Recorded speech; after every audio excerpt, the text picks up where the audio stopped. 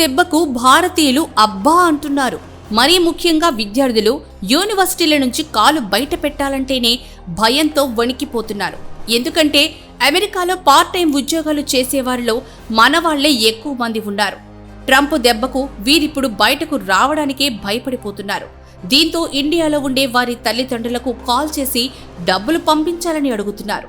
కానీ ఇప్పటికే లోన్లు తీసుకొని అప్పులు చేసి పంపించిన తమకు మళ్లీ డబ్బులు పంపడం అంటే కష్టమని అంటున్నారు.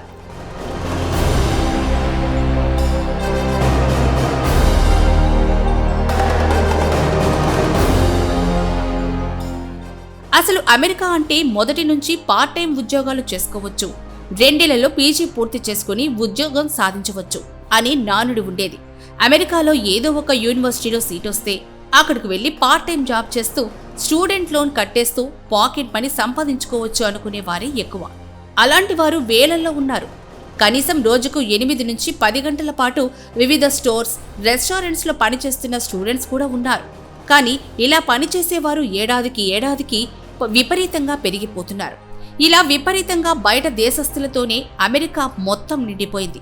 ఇలా పెరిగిపోతే వాళ్ళు మాత్రం ఏం చేస్తారు? వాళ్ళకి కూడా ఉద్యోగాలు కావాలి కదా. దీనినే ఎన్నికల్లో పెద్ద ఎత్తున ప్రచారం చేసిన ట్రంప్ తాను అధికారంలోకి వస్తే మొదట అక్రమ వలసదారులను, నిబంధనలకు విరుద్ధంగా పనిచేస్తున్న ఉద్యోగులను, వేరే దేశస్తులను పంపించి వేస్తానని హామీ ఇచ్చారు. ఇప్పుడు అన్నంత పని చేస్తున్నారు.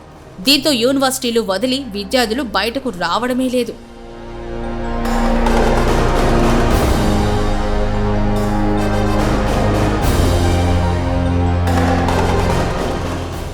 మరోవైపు అమెరికాలో ఇమిగ్రేషన్ అండ్ ఎన్ఫోర్స్మెంట్ సైట్కి ఫిర్యాదులు వెల్లువెత్తుతున్నాయి.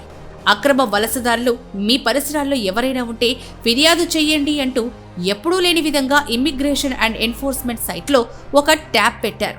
దీంతో ఈ వెబ్సైట్లో వస్తున్న టిప్స్ ఆధారంగా పోలీసులు ఎప్పటికప్పుడు తనిఖీలు చేపడుతున్నారు. అటు టార్గెట్ రీచ్ అవ్వడం లేదని వైట్ హౌస్ నుంచి ఇమిగ్రేషన్ అధికారులపై తీవ్ర ఒత్తిడి వస్తున్నట్లు తెలుస్తోంది.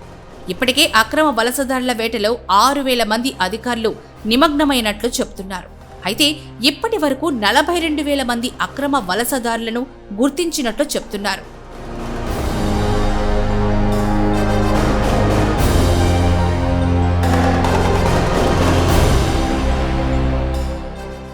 ఇక మరో ఆసక్తికర అంశం ఇప్పుడు వైరల్గా మారింది. అమెరికాలో సూపర్ మార్కెట్లు, పెట్రోల్ బంకులు, ఫ్యాక్టరీల వంటి వాటిలో మనవాళ్లు పనిచేస్తే గంటకు $6 తీసుకుంటారు.